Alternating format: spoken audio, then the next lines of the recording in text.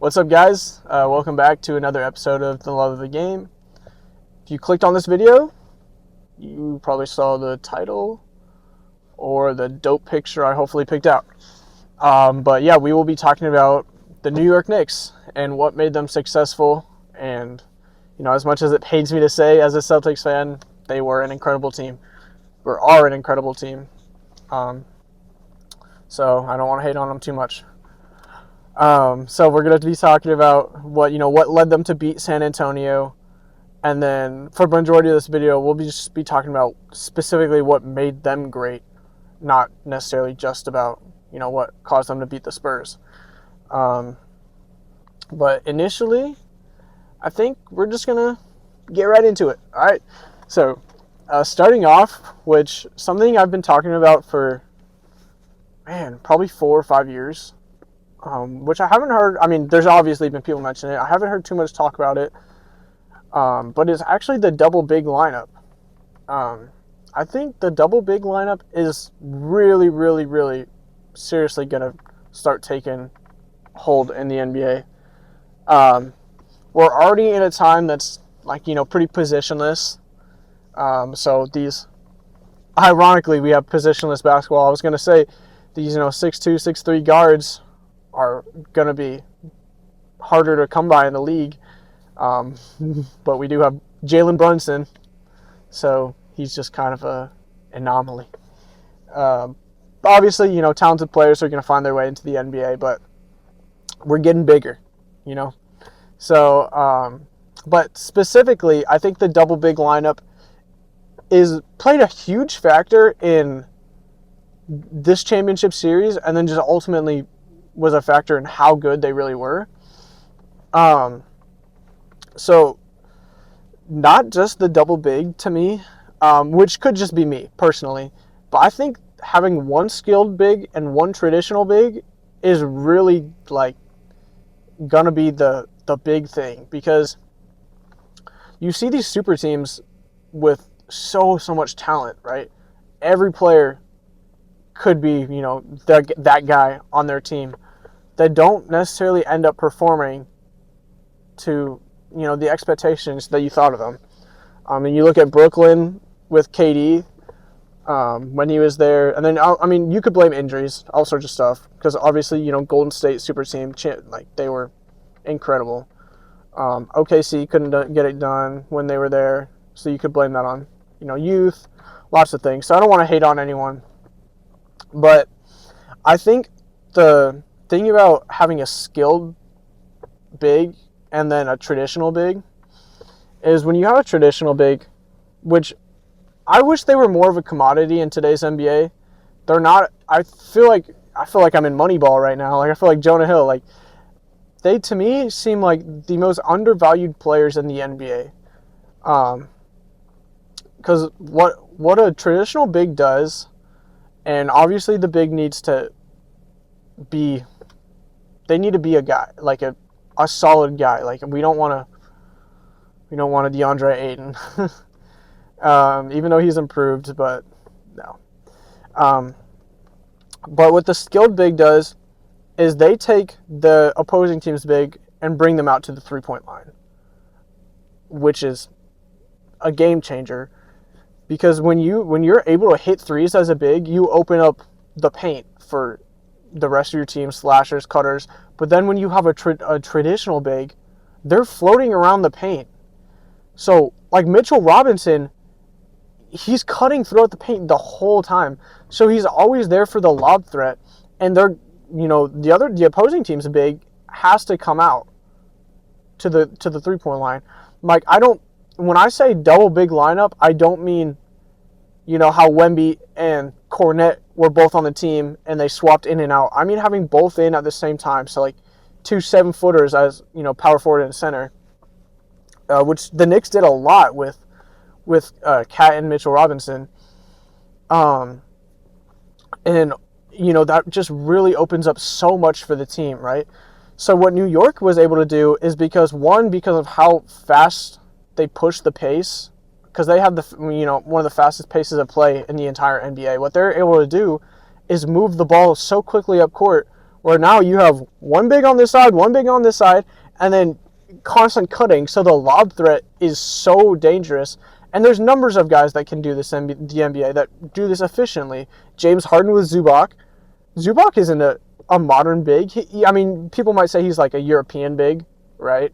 But he's not, outside of that mid-range, it's hooks and, good footwork. And they feast off of that, right? And then you have OKC running the double big lineup. There's a great example. Chet and Hartenstein. And Hartenstein, I don't want to say carried, but, you want to have players that are not stat players, if you know what I mean. So, casual fans look at the stat sheet and say, Hartenstein or Mitchell Robinson, 8 points and, couple boards, 6 boards, 10 boards, which, it's great. 8 and 10 is great, but, what they don't notice is I apologize, guys, my video cut out. But what I was saying is they don't notice the off-the-ball stuff that happens, which I don't want to talk about the mid-range too much because I did talk about it last game, but the constant cutting and stuff and getting inside to that mid-range shot opens up so much for the rest of the team, you know what I mean? Because defenders have to come out, come and guard and then you have your other big coming and cutting and all sorts of stuff. So I might have gone on a little tangent. I think we nailed that part about the double bigs. And then the other thing I wanted to mention was Josh Hart, actually. That was something I really wanted to talk about because he's one of those guys that are not a stat line guy. Again, people don't acknowledge what other players do in the NBA. Nobody in the NBA is there that doesn't deserve to be there. So when you watch the game or you don't watch the game and you check the stats and you see, Josh Hart, 4 points, a couple assists, that's it. Josh Hart sucks. No, Josh Hart does not suck. Josh Hart is the key player pushing the team and he plays intense defense. He's one of those guys that just don't get tired or don't play like they get tired. It's always 100% energy, and that's why I keep going back to the Celtics, because I noticed it when the Celtics won their last championship, when they ran the double big lineup with Kornet and Porzingis. And then the rest of their guys, they're not overly skilled guys. They just play their role so well. You have Derek White, Peyton Pritchard coming off the bench and just drilling threes, right? And even their new guys, Hugo Gonzalez, that's not a stat line guy, but you see how much they put in, and you notice the turnaround on defense, what they're able to do to get the team going. And so New York has a lot of those guys where they're able to just push, and you don't notice the little ticky-tack things. You don't notice the small details. Because they don't show up on the stat sheet, right? And then not to take anything away from anyone, because everyone is extremely talented and they're able to, hit the three. Hart might be the exception, but hit the three, play tough defense and grab rebounds. Offensive rebounds is key, especially in that series against Wemby. Mitchell Robinson was performing.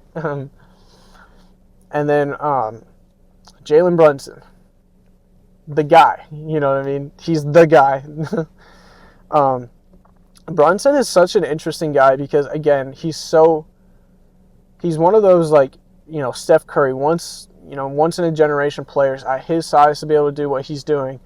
And not to act like he's a small guy, but for the NBA, you know what I mean? The thing about Brunson is not only his pace of play, but his court vision and his style of play is I heard LeBron and Steve Nash talking about it on the Mind the Game. I don't know if any of you guys listen to that, but it's all and you can see when he plays, his shot is mistimed. It's like a wild shot. It's all, running inside hook. Oh, my camera, let's see if it'll fall. Running inside hook. running bump left floater, right? So it's all like mistimed. So it's hard to get to. As a defender, you're used to set your feet, pull up, set your feet, pass, right? And then there's just guys in the league that unorthodox play is actually what makes them so talented. Of course, he can, shoot the strap off the. So he shoots a ridiculous percentage from three, right? And then he's able to penetrate inside and blow by his defender, and then either pull up. He shoots more mid ranges than anybody else in the NBA besides Shea and Kevin Durant, and maybe a couple other guys. But again, that mid range is so good for what it opens up for the team, and then that double big lineup is just I could go on and on. But as well as being able to hit that mid range successfully, he's also a great driver, and he can get inside so easy and effortlessly. But what the mid range does, which is great, that other than opening up other passes and stuff, is it brings the primary center or paint defender out, which is you can't come out. Wemby cannot come out of the paint knowing that there's a cutting Cat and a cutting Mitchell Robinson. Like, he's unable to do so. So that's a free shot. So he has to be able to trust, Stephon Castle and his guys to be able to, not let up that mid-range shot, not get blown by. All right, which will let me transition into San Antonio. And this video isn't on what they did well. It's about the Knicks, right? I do want to acknowledge that San Antonio will probably be dominating the NBA for the next 5 years, 6 years, 7 years, because of their youth and how talented they are, right? This was their first major playoff series. But ultimately, I think they should have played Cornet more at the same time with Wemby, because what the Knicks did was they forced San Antonio into a zone every possession. Like, they didn't allow that one-on-one matchup, because even though Wemby's one of the best defenders in the NBA, they didn't let him play his defense because he couldn't come out to the three-point line to guard Cat and leave the paint open for Mitchell Robinson, right? So they had to play zone, which he still, averaged, I think, 2.5 blocks in the championship, the finals. Like, that's ridiculous. But I think what ultimately failed them was, I don't want to blame it on Wemby because he got them there, but I think his three-point shooting. I think not having a bigger paint presence, as dominant as he is, I think Cornet would have been better in that situation, but Cornet would have added more, because Wemby a lot of times would get trapped in the paint, which they played great defense on. Cat is a solid body, and Wemby struggled against Hartenstein too, against that physical, solid body. I think that's really what did them in, is settling. I think Wemby settled for a lot of threes. He didn't shoot a great percentage, and again, he's 7'4". Like, he is one of the best players and probably will be the best player in the NBA very, very soon. But he settled for a lot of threes. You know what I mean? His team, it wasn't up to where it should be, even though Stephon Castle, Vassell, De'Aaron Fox didn't perform, right? But those two guys, they played great. His paint presence wasn't acknowledged. And so, not that he was scared, but he didn't get anything in the paint. You know what I mean? I think that's ultimately what did him in. And that's what led the Knicks to ultimately, be able to win the series. Because you can't count on your three-point percentage to be the same every game. So I think that's what a lot of teams are going to, change in the future is, either add another big, Even bring guys up from the G League, which might sound crazy, but you just need a solid body to get boards. Work on their footwork. Look at Jokic, a second round draft pick, becoming the greatest player in our modern era. Like, I don't know. I think there's going to be a lot of teams that really make changes to their roster to to match this New York style team. And I think I I want to bring up Boston because I think Boston in their last championship was the blueprint. With Porzingis and Cornette, they got a lot of guys who can hit the three and play defense, but they're not super skilled. Besides that, but to me, that's where the future of the NBA is going. I mean, that might be it for this video. I feel like I've cleared it. Um, I don't know. Let me know if you guys think of anything else. I will be fixing the lighting, so if that's an issue, I apologize. The lighting's out of so the lighting will be getting fixed. Don't worry about that, guys. Let me know in the comments, what more you're looking for. I have an idea for my next video. It'll probably be out tomorrow, I'm hoping for.